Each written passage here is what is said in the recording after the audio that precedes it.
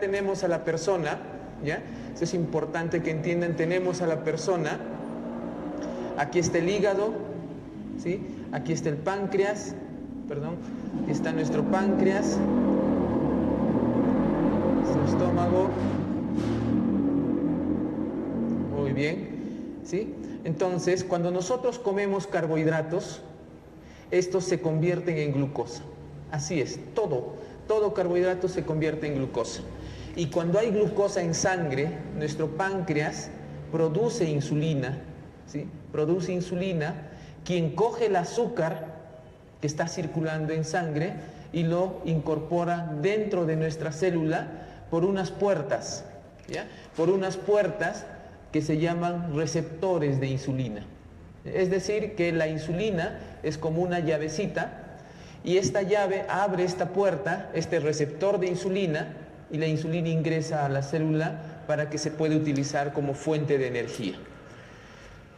Conforme uno va excediendo en el consumo de glucosa, ¿ya? Excediendo el consumo de glucosa, este exceso de glucosa se convierte en grasa. Una parte se utiliza como fuente de energía y el exceso de glucosa empieza a convertirse en forma de grasa. ¿Ya? Vamos a hablar en términos bien sencillos y se va produciendo o se va acumulando grasa a nivel de nuestras células. Estos receptores se van tapando de grasa, ¿no? Y esta grasa se va acumulando a nivel de nuestro hígado, a nivel de nuestros intestinos, y como ya mencionamos en eventos anteriores, esta acumulación de grasa interna se llama grasa visceral. Asimismo, esta grasa se va acumulando externamente, ¿no? Y viene a ser la grasa subcutánea o los famosos rollitos. ¿Está bien?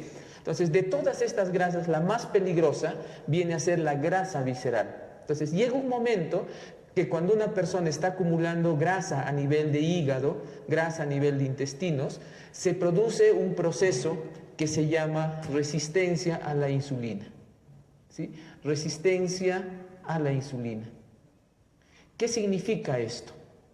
¿Qué significa la resistencia a la insulina? La resistencia, imagínense que una puerta, ¿está bien? Una puerta, o toda esta sala es nuestra sangre, hay una puerta que vendría a ser el receptor de insulina. Abrimos la puerta y al interior está nuestra célula. Entonces, lo que hace la insulina, o sea, es abrir la puerta. Cuando hay glucosa en nuestra sangre, el páncreas produce insulina. La insulina es como la llave de esta puerta.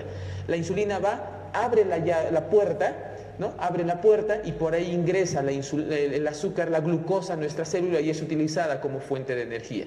Conforme pasa el tiempo y cuando la persona va acumulando grasa visceral, va aumentando de peso, sobrepeso, obesidad, va acumulando grasa en hígado, se empieza a producir la resistencia a la insulina. ¿Qué significa?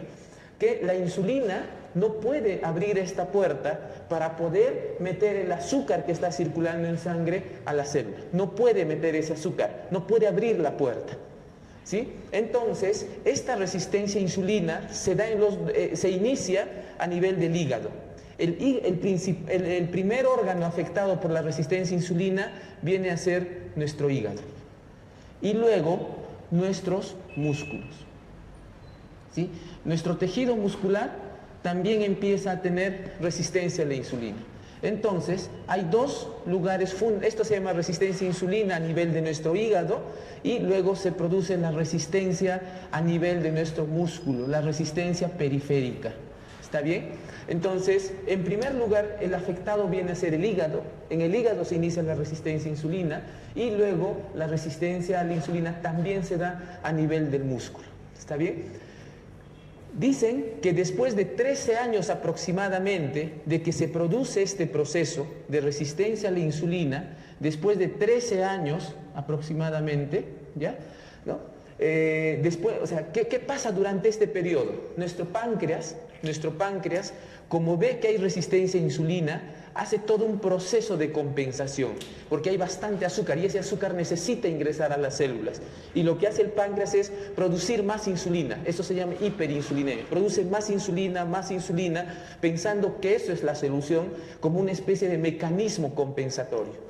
Entonces, primero será este proceso de resistencia a insulina y simultáneamente nuestro páncreas va produciendo más insulina y llega a un punto en el que se produce el agotamiento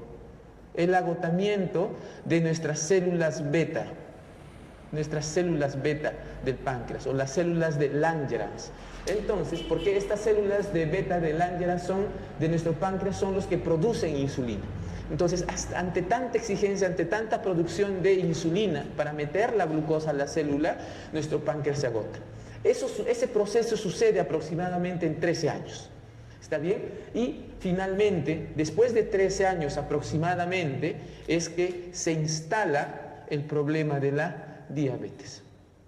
Estamos hablando de la diabetes tipo 2.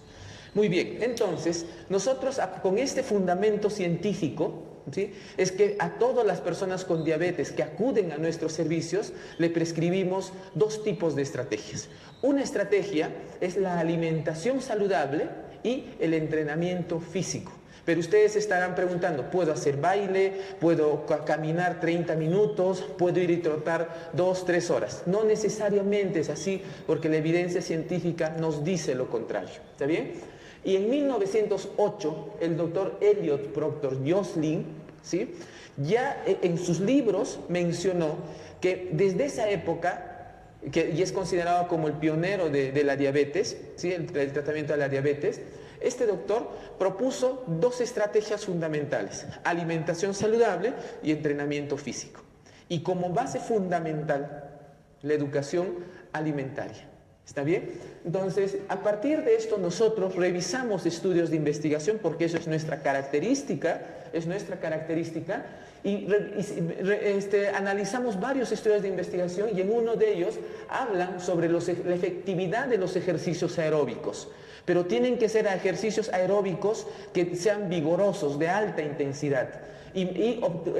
Concluyeron en estos estudios de que en 7 días aproximadamente, cuando uno hace actividad física aeróbica vigorosa e intensa, en 7 días aproximadamente, se vio disminución del azúcar en sangre, disminución de la hemoglobina glicosilada, disminuyeron los triglicéridos, el colesterol VLDL, LDL, que son colesteroles de baja densidad y que son los que se pegan a nuestras arterias, y se incrementó el colesterol bueno, es decir, el colesterol HDL.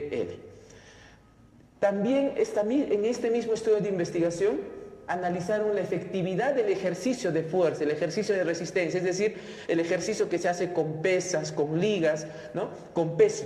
Entonces, en este estudio de investigación concluyeron de que mejora la fuerza, mejora el tejido muscular, mejora el tejido óseo, mejora la sensibilidad a la insulina, ¿sí? Disminuye el azúcar en sangre, aumenta el colesterol bueno y disminuye el colesterol malo, ¿ya? ¿Por qué funciona esto? Porque a nivel de nuestro tejido óseo, ¿ya?, es decir, voy a redundar en esto, o sea, los ejercicios aeróbicos también permiten una reducción de tejido graso, igual que los ejercicios de fuerza. Entonces, estamos atacando una de las causas de la diabetes, que es la acumulación de grasa, el sobrepeso, la obesidad. Y con el ejercicio de fuerza estamos mejorando la resistencia a la insulina a nivel de nuestros músculos. Pero se han hecho estudios en el que se han combinado estos dos tipos de ejercicios, pero en este caso no se han hecho ejercicios aeróbicos así sencillos, con poca exigencia, o sea, no vigorosos, ¿sí? Han mezclado estos dos, sino que se han hecho ejercicios de intervalo de alta intensidad, ¿sí? Entonces, estos ejercicios de intervalo de alta intensidad se han mezclado junto con los ejercicios de fuerza, ¿no?, y han obtenido resultados extraordinarios con la combinación de estas dos estrategias de entrenamiento. Para esto han revisado 14 ensayos aleatorizados en el que sometieron a 915 adultos a estos dos tipos de entrenamiento. Entrenamiento de intervalos de alta intensidad, son ejercicios bastante intensos, y ejercicios de fuerza. Y vieron que la combinación de estos dos tipos de ejercicio mejoraron enormemente la salud de la persona. disminuyeron azúcar en sangre, mejoró su resistencia a insulina, bajaron más rápido de peso, ganaron fuerza muscular, mejoraron su tejido óseo, mejoraron su sistema hormonal, su estado anímico, su control de glucosa, etc. Por lo tanto, nosotros acá, mi persona prescribe planes de entrenamiento con fundamento científico. Nosotros combinamos estos dos tipos de entrenamiento. Como ustedes ven, la característica de nuestro trabajo es en base a fundamento científico. Así es que si tienen ustedes familiares con diabetes tipo 2, o si ustedes son personas afectadas por enfermedad por diabetes tipo 2, apliquen las dos estrategias. Alimentación saludable, entrenamiento físico de alta intensidad, entrenamiento de fuerza y sobre todo, educación nutricional. ¿Sí? Y nosotros estamos para eso.